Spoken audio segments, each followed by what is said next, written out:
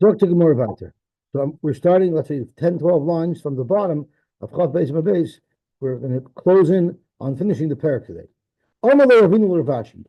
Hi, this halacha that we know about the haircuts, because the whole way we know about the frequency of the haircut is from a pasuk in Yecheskel, where the Gemara said,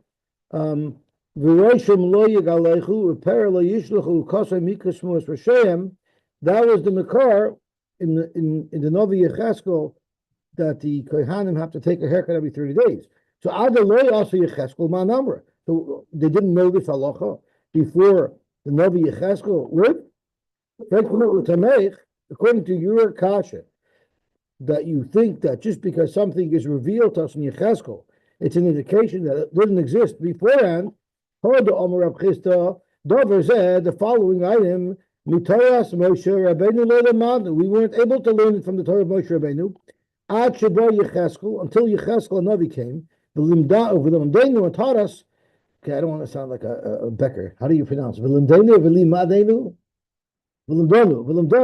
Kol ben nechar oral leiv v'oral basar lo yavei al mikdashi l'shoshem. A kohen that's an oral may not do the avodah. Where does it say this pasuk? In Yecheskel. So are you telling me Adaloi ba Yecheskel man Omer, who said this until Yecheskel came? You think they didn't know this halacha, but before Yecheskel came along? Avada Gemara Gemirla. Avada, they learned it. And there are those who refers this that there was halacha l'Moshe Sinai, that this halacha was true. But also Yecheskel v'atzmecha akra. Yecheskel just put it onto a pasuk, but Avada, the halacha was known to Klal Yisrael already by Matan Torah. Hachanami Gemara Gemirla. So too we can say about the frequency of the Kohen's haircut. We already knew it right away by Matan Torah. Also Yecheskel v'atzmecha akra. The pasuk in Yecheskel describes how the haircut is done. It's like the haircut of lulinus. What is that? Tasperis lulinus. Is tasper to yichidot, the unique haircut. Hechadami, would you give me some details so we know what it is? Amar Rashi, it's the top of one hair would be beside the root of the other hair. So that's definitely not a 000, but it's, I'm not sure what number that is. But it allows the top of one hair to reach the root of the other hair. So apparently this was a very, very difficult haircut to do. I'm not sure if they had electric razors in those days, but it was a very difficult haircut to do, I guess, to have all the hairs the same size. So Shalu, it's Rebbe, they asked Rebbe, could you show us what the haircut of the Kohen Gadol looked like? Look at the item. Ben Elosha was the son of Rebbe, and he took his shver's money, and he spent a fortune of money either to get such a haircut or to have an expert barber teach him how to give such a haircut. There's a shaila what that shot is. If you look at the last Rashi, Ben Elosha, he was item of Rebbe, but nothing mammon. The limdu loy, they taught him Aisha Tasparish. That sounds like he wanted to learn how to do it. So go to my Edim. He spent enough of the money that I gave him on how to learn how to be a barber. Tanya Rabbi Omer, lo achinam pizer ben Arosha esmoisov. Don't think my Edim was wasting money, that he spent so much money to learn how to cut hair in a certain style. This wasn't some haircut. He wanted to be able to demonstrate how the Kohen Gadol's haircut looked like. Okay, Baruch Hashem, we were going to finish the second parak of Sanhedrin. We know there Hadin Allah Kohen Gadol, Hadin Allah Kohen Gadol, Hadin Allah Kohen Gadol. Okay, the next parak is a little more technical, but in Sanhedrin it always seems that as technical as we go, there's always some Haggadah injected into the mix. But for today, it's strictly technical. It talks about how to help Jews make decisions. So if you're going away and he wants to go to one restaurant, he wants to go to the other restaurant, how do you decide how to do it? So Zok the Heilige Mishnah. Dine Mamonis B'Shleisha. Dine Mamonis involves 3 dayanim. Zeh Boyer Echad. And Rashi says, at first glance, it seems like what it means is, Zeh Boyer Echad. One Baldin decides on which bezdin he wants to go to. So that would mean Echad means a bezdin of 3. And the other Baldin will also say, I don't like your bezin of three. Let's go to my bezin of three. Ushneim bayin lahen oid echad. And then the two, I'm not sure who these two are, pick a third bezin. That sounds like there's a total of 9 people here. That's what the Gemara is going to focus on. The Reb Meir. It's Shnei Dayanin bayin lahen oid echad. The two Dayanim, or the two Batei they're the ones who picked the third one. Again, it's not clear exactly how this is done. The Gemara will flush it out. Now, before we go on, we already learned in the first parak that any bezin of 3, even if they're not touch mumchoyim, if they summon you, the bezin, you have to go. So why is there such a selection? Let one bezin summon and we're done with it. Teretz is, if a bezin of 3 summons you, you do have to go. But you can say, I don't want to go to that bezin, I want to go to a different bezin. So you're forced to go to bezin, but not necessarily to that bezin. So that's where we need to have the system and process of how we agree on a bezin that will work for both baladin. Zok the Mishnah. Each baladin has the right to disqualify the other dayan. Again, that'll be a discussion how that's done. The Reb Meir. You can't just say, I disqualify him. If you can bring solid proof, that would allow you to disqualify a dayan. But you can't just say, I don't like him. If they're ksherim or they're a mumchen, no baldin can disqualify just as a dayan. The same thing with Adam. Zeh Poisel Adolf Shalzeh, Zeh Poisel Adolf Shalzeh. The Reb Meir, I can say I don't like that aid. Very difficult to understand why or how that would work. The Gemara is going to have, I think, 4 or 5 pshatim in this line of the Mishnah. You can only disqualify an opponent's aid if you could bring a raya that they're a karvei potzel. And if they're kosher edim, you can't just willy-nilly say, I don't like this aid. Of course you won't like him if his testimony doesn't work in your favor. Zok to the Gemara. Based on the havamin of how we learned that each party is picking a bezin of 3, that means you're going to end up with 9 dayanim if you read the Mishnah. Because each of the baladin pick a bezin of 3, and then together they pick another bezin of 3. That's 9 people. But we know that's not true because with Tlasasagi, we know only 3 dayanim are required, not 9. If Reuven says, I want to go to this bezin, and Shimon says, I want to go to a different bezin, then Shneim Barin Lahen Oid Echad. Each of the Batei Dinim that were picked by each of the Baladin are disqualified because the other guy doesn't want his and he doesn't want the other guy's. And together they'll have to come to a conclusion as to which bezin they want to go to. So Shneim Barin Oid Echad means the two of them will have to get together and find a bezin that in fact they both do agree on. I think that's easier said than done, right? But I feel loiva matzimakav. Are you telling me that the loiva has a right to say, I don't want to go to the bezin that the malva summoned me to? Only the malva has a right to refuse to go to a certain bezin or to choose the bezin that he wants to go to. We forced the loiva to go to a bezin in the city, as Rashi says, the Eved Loiva Leish Malva. We know the Loiva always is has the lesser hand. The Malva should get to pick, and the Loiva should have to go. Could you Rabbi Yochanan and for the Gemara, you know why in our Mishnah we're saying that either party has a right to refuse to go? We're not speaking about regular Batei Dinim. We're speaking about Arkois Shebesurya Shanu, which means in Syria, which is, I guess, Syria, which borders Eretz Yisrael, they weren't such bekian. Since they're not such an expert bezdin, there we do allow either party to be ma'akiv. Dr. Henry Abramson, he's a history professor, I believe in Turo, so he has a little 1.5 minute blurb every day on Aldaf. So he explains that Surya there were two centers of Yiddishkeit in the times of the Gemara. There was one in Eretz Yisrael, and there was one in Bavel. Surya was on the outskirts of Eretz Yisrael. So they had people there, but they weren't such a center of Talmid Chachamim, so they did establish Batei Dinim, but they didn't have access to, if we would say, Class A Gedolim. If you were ever at a Dirshu function, there's three levels of dais.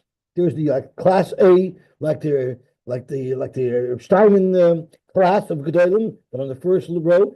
Then there's on the second row, there's like the younger Rosh Yeshivas, right? Like Echveis, like Moti Deik, and like all the younger Yeshivas are Reich. And then on top, everybody with a nice beard and a kapota gets on the third tier.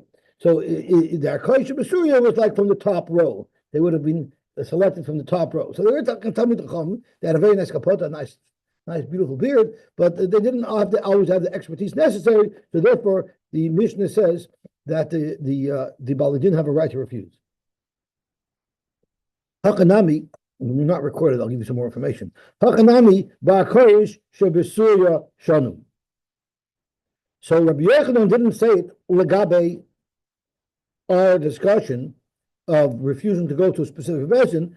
Rabbi Yochanan said it regarding something else that we'll encounter soon, but we can apply that same sphera. The reason why we allow either Baldin to refuse to go to a certain Bezdin is if the Bezdin that the Malva preferred was our Koresh Shabbasurya. Of a Mumchen, but if they're a true Bezdin of Mumchen, loy, of course, the loyva wouldn't be able to refuse. Even if they were Mumchen, the loyva still has a right to refuse.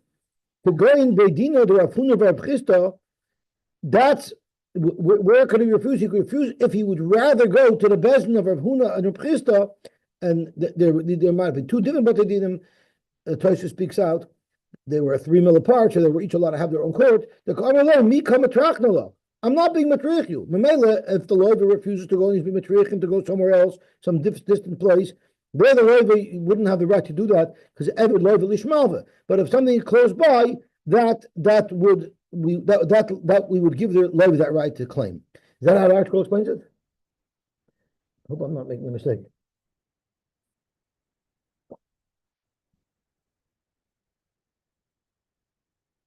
In the same city, it's not Right, so that's why we would let the loyva say, I don't want to go to your bezin, go to my bezin, because it's in the same city. It's not being matriach. The Chachamim say shnei dayanin berin lehen oidechad. Right? The Hamakama said, the Rameir said, it's the two balei din that pick the other bezin. The Chachamim say it's the two dayanim that pick the other bezin. But we're still under the framework where we're talking about picking batei dinim. So, effectively, if we're talking about picking Batei Dinim, Bezdin, I don't understand. Bezdin basa the pasla lahu, Osli ubaru bedin achvina. So you tell me Chum hold that if I disqualified Bezdin A and my Baldin disqualified Bezdin B, now Bezdin A and Bezdin B, who are both disqualified, they're going to pick our Bezdin for us? That's not logical. Right? Ma zeh boru lo echad, v'zeh boru lo echad. The Lashon HaMishnah is how it's done. One picks one picks the other. How does that work? Zok Gemara elahachi ka'amar. Kisha zeh boyer loy dayin echad, v'zeh boyer loy dayin echad. When each baldin doesn't pick a bezdin, but picks a dayin, then shneim boyer lahen oid echad. So now we've clarified what our mission is talking about. Baldin A picks exclusively, he could pick which dayan he wants. Baldin B can pick exclusively which dayan he wants. And then the two dayanim that were selected pick the third dayan together. That's the Shita of the Chachamim.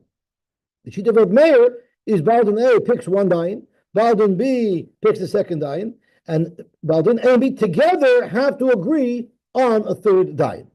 So that's the whole machlokes. Is it the two dayanim who pick the third dayan, or is it the two balei din who pick the third dayan? Why does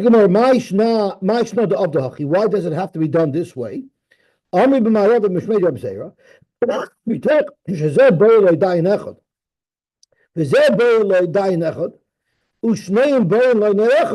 this way, it's so perfectly fair. The din will come out clear.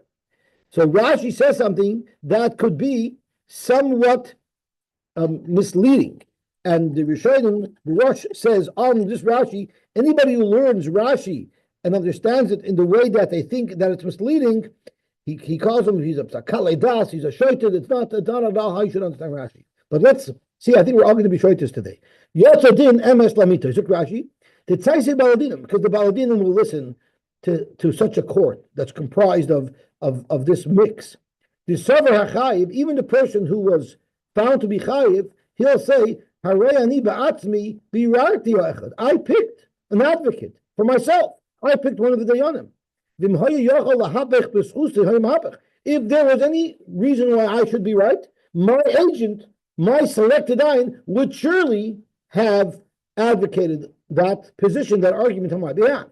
And the Dayanim themselves are happy to represent their client and to try to show. It almost is like we're each hiring a Toyin, and the two Toyanim hire a Bezdin. Because we were picked. So you could mistakenly understand this Rashi is that the Dayan that I pick has to advocate on my behalf, and the Dayan that he picks has to advocate on his behalf, and they're really more Toyadim than they are Dayanim, and then there's the guy in the middle. Zok Chatz Rishon to look Rashi that way. You're not going to tarnish the integrity of Dayanim. Avada, each of the Dayanim are going to look to the emes.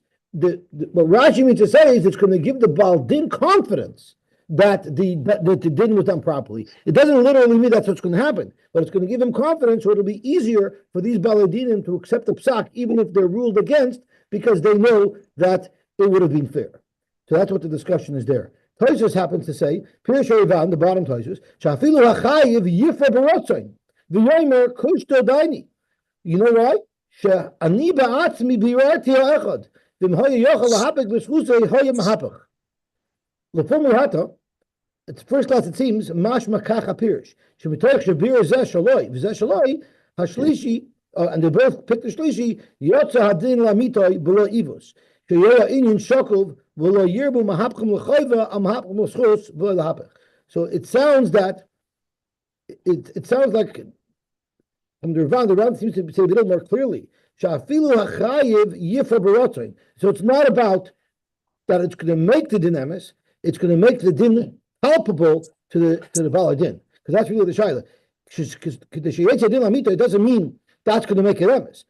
It's going to be emes because they aren't going to pass emes. Yetz din lamita means that it'll be accepted as emes by the Baal Dinim, even if they're ruled against, because they feel they had their fair shot. Okay, talk to the Gemara Vaisher.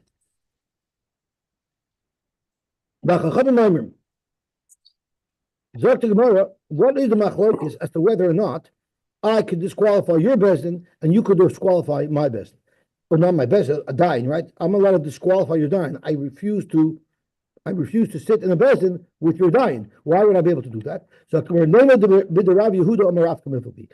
say that the machlokes is about halacha that Rabbi Yehuda Amarav taught us. The other Rabbi Yehuda Amarav, eino edim chayshim al ashtar elam ken yoidim mi chayshim imoin. An aid has a right to say, I will not sign on the star unless I know who the other people signing on the star is. Because,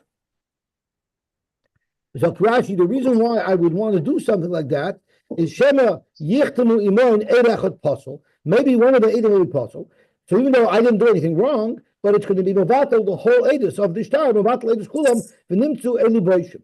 And that's going to cause that we're going to be embarrassed a little bit, because a star that I signed on was considered invalid, right? Even though it wasn't my fault. So therefore, people have a right to say, I don't want to sign before I know who else is signing. So Reb Meir less lay Rabbi Yehuda. Reb Meir doesn't hold to that, meaning I have a right to say that I don't want, Reb Meir holds, I could say, I don't want you as a dayan. And so he's not concerned about it. And Rabbanan is to Rabbi Yehuda, and the Ram holds like Rabbi Yehuda. Zok Rashi Hilchach Das Hadayonin Ba'inon Tiyivru Mi Sheish Remain Adam Hogan. Okay, so I misspoke. Who picks the third dayan? According to the Rabbanan, Vibalti holds like Yehuda Marav, that each dayan has a right to say, I don't want to sit on the bezdin with somebody else. Therefore, they pick the third dayan. But according to Rav Meir, who argues on Rabbi Yehuda Marav, and he says, no, you don't have a right to say, I don't want to sit with somebody. Therefore, the Baal Din, the two Baal Dinim pick the third dayan. Zok the Gemara, loy, maybe not. Maybe the Chula Alma is to Rabbi Yehuda Marav. Maybe everybody holds that we hold that Rabbi Yehuda Marav, and the Dayanim do have to agree to sit on a Bezdin, and we can't just leave the third Dayan to be picked by the two Baladin, that the Dayanim have to agree. And therefore, V'das Hadayanin Kula Amal Pligi Ba'inon. Everybody agrees that whoever these two Baladin pick, it has to be agreed upon by the two Dayanim that already picked. So they have the right to veto the third Dayan. The question is, do they pick it and it's too bad for the Baladin, or do the Baladin also have a say? Ki Pligi Das Balabayis Din. Rav Meir Sover Das Baladin. I'm sorry. Rav Meir Sover Das Baladin Nami Ba'inon. Rav Meir holds you also need the agreement of the Baladin on the third Dayan that was selected by the two Dayanim. Rabban Sover Das Hadayanim Ba'inon Das Baladin Loy Ba'inon. Therefore, the two Dayanim that were each picked by one of the Baladin, they can pick the third Dayan completely independent of the Baladin, whether the Baladin like it or not. Gewaltig. Zog the Gemara about the Gufa. Omar Bida Marav. Eino Edom Chotsh Min Al Ashtar, unless they know who else. So in Tani Nami Hochi, Kach Hoyu Nikir Hadash Abi Yerushalayim Oisin. Lo Hoyu Chotsh Min Al Ashtar, Ela Im Kein Yoidin Mi Chotsh Miman, V'lo Hoyu Yoshim Bedin, Ela Im Kein Yoidin Mi Yoshev Imoyen, V'lo Hoyu Nechnosen Besuda, Ela Im Kein Yoidin Mi Mesev Imoyen. I'm not going to go to your chasana unless I see the whole guest list, because I don't want to be caught at a wedding standing with someone who doesn't pass that I should stand near. So this is a very big shaila. I'll tell you an extreme case where somebody made a mistake. Somebody made a mistake, and they hung up a sign in the yeshiva that didn't say, I am making a bris Tuesday morning. It said, I'm inviting everybody to my bris Tuesday morning. So the halacha is you're mechuyev to go if you're invited.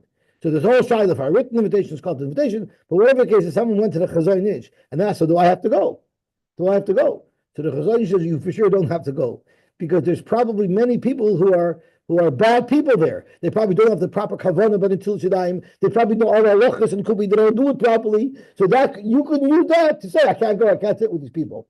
But that's a very extreme case. But there are certain trials. So one of the poskim say that there was a whole discussion. Could you go to a chasna when there's some bad people there? Which in fact is actually, they bring rise from the story of Kamsa and Bar Kamsa. Because if somebody there was bad, why were they doing there? So there are those who are medayik. Means that they only have to be focused on who's going to be sitting on the Rabbanim's table. If they're not sitting by the Rabbanim's table, it's not a problem. But I've seen many times where, sometimes by functions, by fundraisers, people just line up to take a picture with the politician. And the politician often doesn't even know the person that he's being pictured with. And what happens is then later on, when they want to trash a politician's name, they'll have a picture of him smiling and posing beside some really bad guy. And then the opponents will say, look, you see, he's friends with this bad guy. And the politician will say, listen, he just took a picture of who the guy was. So you see, you have to be careful with the company that you pick, that you keep. Let's go about this. I don't understand. Can be made the postal dayani. According to Mac, you just come along and say, I'm disqualifying, you're dying. He's a dying. I'm Rabbi Yochanan. Here Rabbi Yochanan said, it's Barkoi Shabasur Yeshanu. I can only postal your dying if it's a non-professional dying, such as those that are found in Surya. Avol mumchen loy. But of course, even Reb Meir agrees that if the dying was a mumcha, you can't disqualify his dying. Correct, Gemara, I don't know if that's true. Because let's look at the Chachamim's position. The Chachamim Emasai Bisman Shemevi Raya Shen Krovno Psulim. And that's the argument of the Chachamim that's contrary to Reb Meir's argument. So Mechlal Reb Meir Mumchen Nami Kamar. Reb Meir seems to be saying that you have a right to disqualify your opponent's dying, even if the dying was a dying mumcha. Zot Gemara Hachi Kamar. Avalim hoyuk sherim, if they are kosher, meaning they're not kravim and they're not psulim, then nasu kimumchen mipi bezdin, then they're like mumchen mipi bezdin, ve'enoi yochel lepoislam. So that's what the chacham means. The chacham means if they're ksherin, even if they're not mumchen, you can't passel them. And Reb Meir holds, if they're not mumchen, even if they're kshrim, you could passel them. But avad, if they're mumchen, you cannot passel them. Tashma, Amr Loi, I'm sorry, the Chum holds, if they're mumchen, you can't passel them, but Reb Meir holds you could. But we have another problem. Tashma, Amr Loi Reb Meir. We have a brisa that elaborates on the discussion between the Chum and Reb Meir. And this is what the Chum told him. Loi kol heimenu sheposel dayin shemumchen rabim.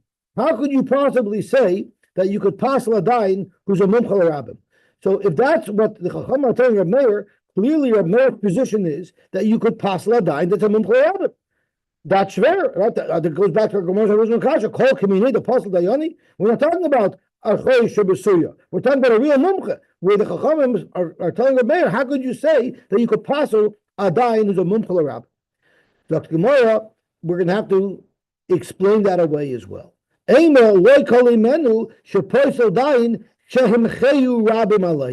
Chum is saying this guy was accepted. He's not a dayin mumcha. He's maybe only a kosher basuria. But what right do you have to passel somebody who people have accepted to be a dayin upon them? That Reb Meir says, touch a dayin, I have the right to passel, even though people accepted it because he's not a real dayin mumcha. But a real dayin mumcha, even Reb Meir would agree that a baldin would not be able to disqualify. You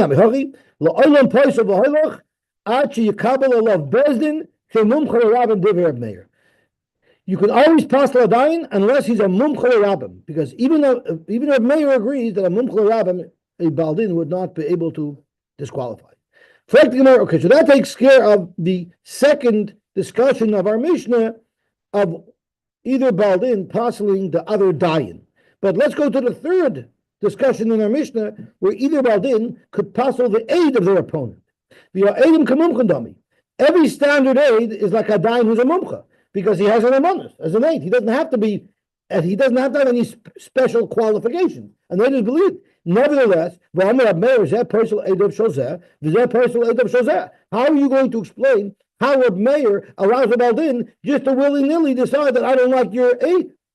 That's not a kasha either, because the case of the Eidim being disqualified by a baldin is completely different from the case of the dayin being disqualified. The case of the dayin being disqualified, we just explained, it's speaking where it was not a dayin mumcha, it was an akosha b'surya. The case of Eidim is a completely different case, because Amar Shlokish,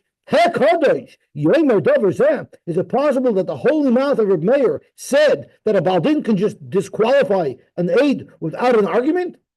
Therefore, you know what Reb Meir really said? I cannot disqualify your Eidim, Tani Eidoi. If you only have an Eid Achas, if you only have a single aid, then I could disqualify. I don't understand what's happening over here. If my Baldin only had one aid, Lamai, what exactly was this aid going to do? If the Malva was going to collect money from me, the Loiva, based on the testimony of one aid, he can't. I don't need to disqualify the aid. Everybody knows that Echad cannot be Moitzi Mamain from an opponent. And Ila Shavua, and if you're going to tell me Legabe a Shavua, and I can disqualify the aid, and therefore I shouldn't have to make a Shavua, because now we have an Echad, and an Echad is Mechayiv, the Loiva to make a Shavua, you cannot say such a thing. Because Hemune Mehemen Kvei Trei. The Torah gives an Echad regarding making a Shavua, the Nemanos of two Eidim. So if that's the case, once again, how could Reb Meir say that I can just disqualify the testimony of an aid? We're discussing whether or not this aid can extract money from the malva, from the rover. But loy tricha the kablei alei kivei trei. Rashi says, "B'tchilas devrayim kiblu alei b'shnayim." When the aid first came to Bezdin, the baldin, the rover says, "I will accept whatever." I don't know what this guy is going to say, but I like this guy. Whatever he says, I'm willing to accept upon me as if it was to aid him. And then the aid said his testimony that I owe the money, and then he changed his mind. And the discussion is, can the Baldin, can the Levit change his mind after he heard the testimony, after he had already given consent to accept the testimony of this aid? So what is the Chiddush of Reb Meir? The Motzi Hadarbe, that a Baldin could back out from a commitment that he made to accept the testimony of this aid? Tanina, we already know it from a different brisa. Amaloi, what if someone said, Neman alai Abba? Neman alai avicha, nemanim alai gimel roye boker. A Malva wants to collect from a loiva. It could be any Baldan. I'm just going to pick as an example. A Malva wants to collect from a loiva. And the loiva says, you know what? I'm willing to go to a Bezdin, even though they're not Dayanim Mumkin. I'm willing to go to my father, and whatever he says, I'll listen to. I'm willing to go to your father, and whatever your father says, I'll listen to. Or I'm willing to go to Tom, Dick, and Harry, and whatever they say, I'll listen to. So if someone accepted upon himself, I would be willing to listen to these people. Reb Meir said that I have a right, the Leib who made that commitment has a right to be chayzer. The Chacham say, no, once you make such a commitment, and you don't have to psak, you cannot back out. So we see this exact shaila. Our side was Lagabe Edim, right? Reb Meir says, I said I'll accept the Edim and I can back out. But here Reb Meir says Lagabe Deonim. So there shouldn't really be a difference, and we already know this halacha. Why does our Mishnah need to tell us that halacha? The Yom Abdini Bareid Rav Nachman Bareid Rav Yosy to going the Kabbalah away. The Chad, it's speaking where he accepted upon himself. Kechad is a very important line. Zokt Rashi Hadikatani Nemen Abba. What was the case when he said Nemen Abba? Was he saying I'll allow my father to be the sole dying to adjudicate the case? No. It's going the Kibla Alei Bechad dying. We need 3 dayanim. One of the dayanim I'm willing to accept as your father or my father. But the Yeshnaim Kasher and Imai, but there were 2 other culture Adam with him. Nevertheless, even the perfect Midoraisa, since Lamaisa, the father is possible Midoraisa to be, it died for him. We still allow the Baldin to be chayzer. Hachanami, so too in our case, even the chad lemom loy miskasher, since normally 1 aid would not be enough to be b'chay of somebody momen, matzi hardabei, we will allow the nitva, or even today in this case, whoever it is, to back out. So we have a kasha. Why would our Mishnah tell us the same halacha of Reb Meir that I can back out when they made a concession when we already know it from the case of the dayanim? The Itana Abu Bavicha. If we only had the case of dayanim, maybe only there do the Rabbanan holds that I may not back out. The Roma debate. You know why? The Abu Bavicha really Abu and Bavicha were good dayanim. Only reason why they wouldn't be accepted here is because they can't paskin on the case that they're in a Gebedova. But Be'etzim they're kosher dayanim. There maybe the Rabbanan hold you can't back out.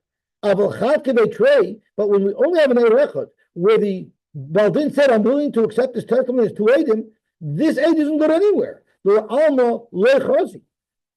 And the Eirechot never works anywhere.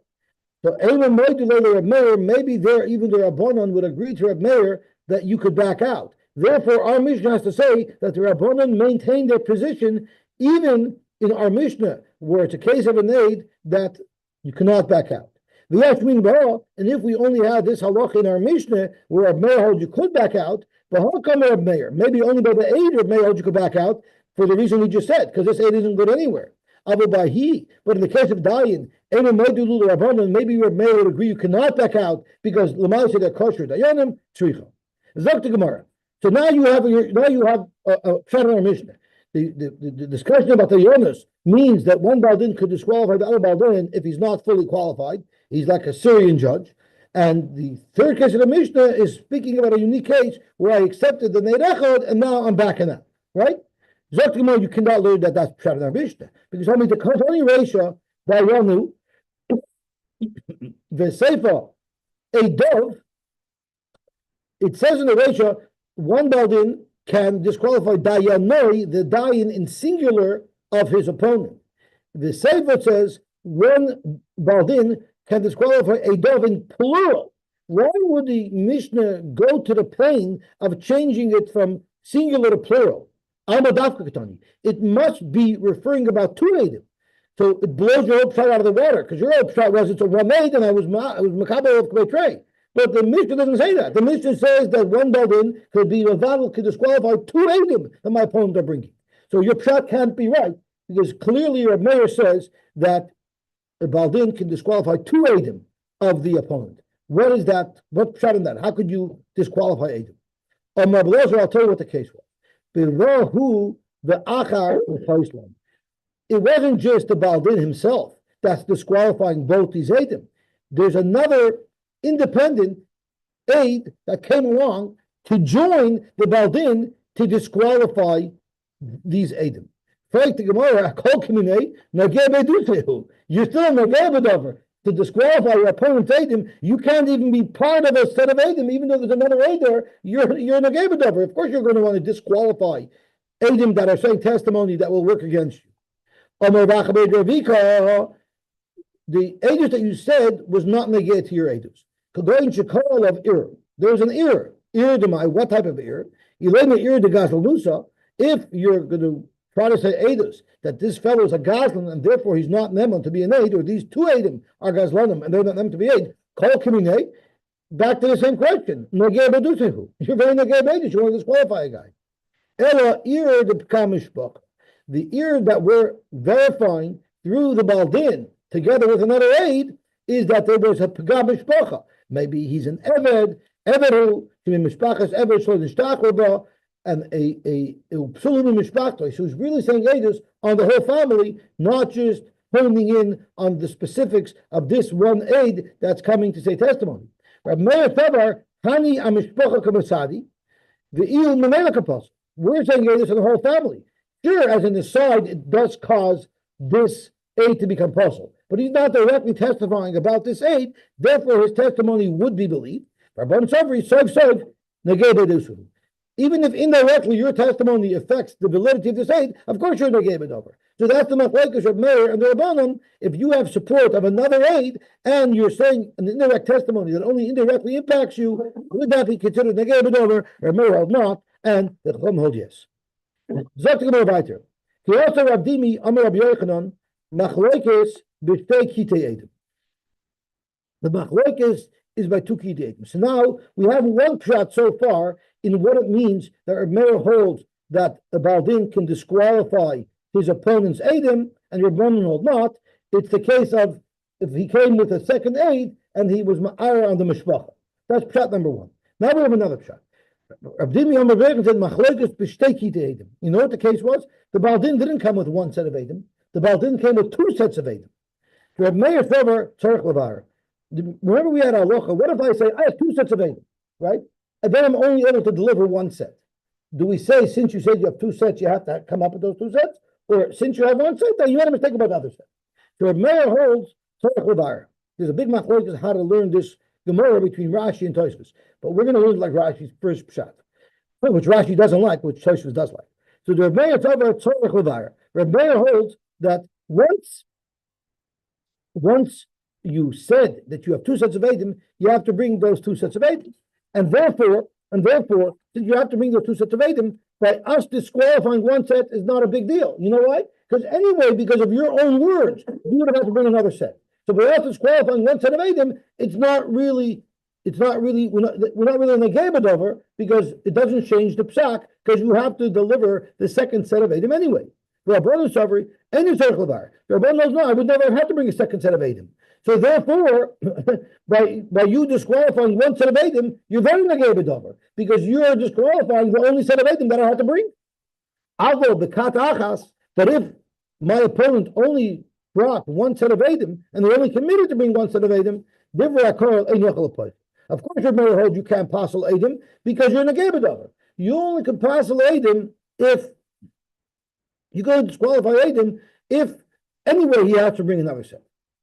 So that is how the Gemara wants to learn the machlokes of Meir and the Chachamim. Okay, gewaltig. On the front of Rav Ami Ravasi, Ein Sham Elokat Achas Mahu. What happened if there was only one set of Eidim? Frankly, what type of question is that? Ein Sham Elokat Achas v'Amrit Avu B'Kat Achas Devra Koil Ein Yochel Boislam. If there's only one set of Eidim, of course one Baldin can't disqualify your Eidim. It's only if there's two sets of Eidim, and therefore, when he's saying his Eidus, it won't be together Maisa. No, this is what our shayla is. What happens if Nimtzas Kachnia Kroivin Psulima? So what happened is he obliged to bring two sets of Eidim. And we said based on that, the Baldin has a right to disqualify one set. I don't like that first set of Eidim. Since anybody has to bring a second set of Eidim, the Baldin can disqualify it according to Meir. Well, what happens after he disqualified the first set of Eidim? the second set of Edim that the Baldin had are now found to be Negei B'Davar. So now retroactively, it made the Baldin's disqualification of the first set very Negei B'Davar, because his second set of Edim collapsed. So Zok the Gemara, Nimtas Kachnia Kroivin Psulim Mahu. What if they were found to be Psulim after the fact? Amar Lahan, so what did Amar Lefon of Rabbi Amir Vermasi, so who are we talking about? It's Rav Dimi. So Rav Dimi said, Kvar He'idu Edim Harishonim. The first set of Edim, the first set of Edim said Edus already. So Zok the Gemara, where is Rabbi Yochanan mentioned over here? Is Rabbi Yochanan mentioned in the Gemara? Or is that what the Girsa sticks in? Oh, yeah, Rabbi Yochanan, yeah. Rabbi Yochanan, okay. So Zok the Gemara, Ikudami, there's another nusach as to what was said, was Amar Rabashi, Kvar Ha'idu, it's Rabbi Ashu said, not Rabbi Yochanan, Kvar Ha'idu Edim Harishonim. So what does it mean? Kvar Ha'idu Edim Harishonim. It means that the testimony of the Baldin, who already was believed at that moment in time to disqualify the first set of Edim, was accepted already.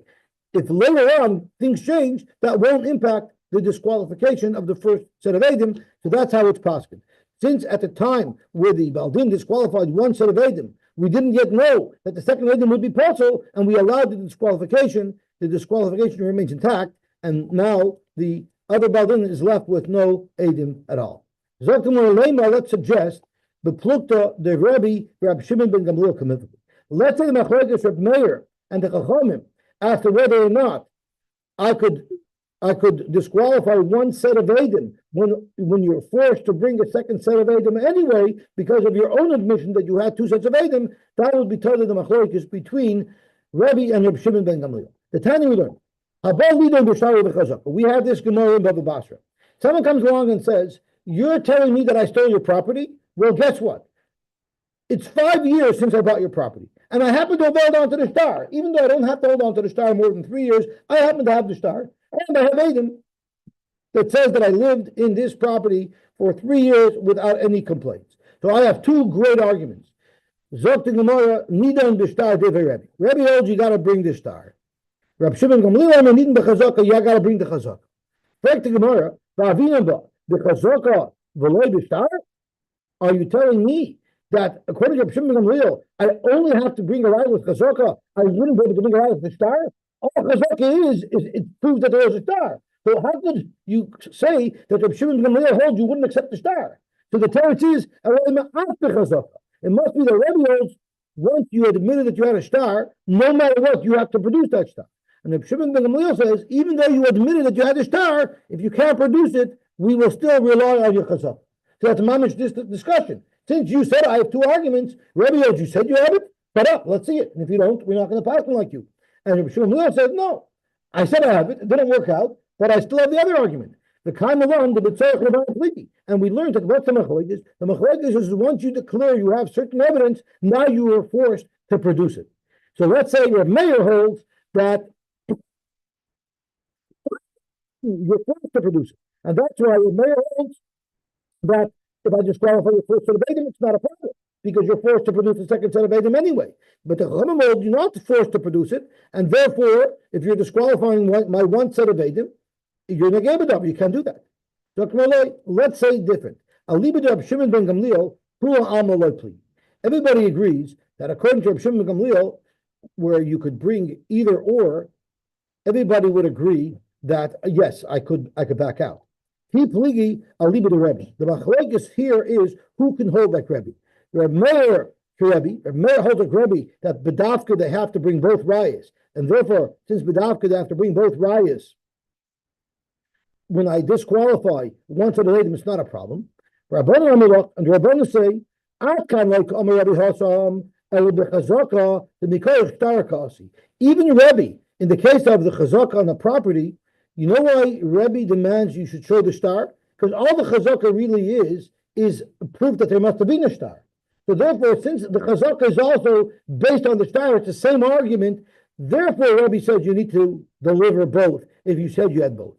But in our Mishnah, the Hani Edim, Lav Mikoyach Edim Achrinakasi. These two sets of Edim are two totally, completely independent Edim. And even Rebbe would agree in our Mishnah that even though I said I have two sets of Eidim, I wouldn't have to bring two sets of Eidim. And therefore, I'm allowed to only bring one set of Eidim, and therefore you as a Baldin shouldn't be Neman to disqualify either set of Eidim, because Lamaisa, even Rebbe would agree that I wouldn't have to produce them both. I feel like Rebbe might go to. Okay, I think we should stop here. So we so far I think have two pshatim in the discussion of whether or not you could be mevatel, a baldin could be mevatel the other guy's eidim. Okay, we'll stop here and we'll be mamshech by the tomorrow.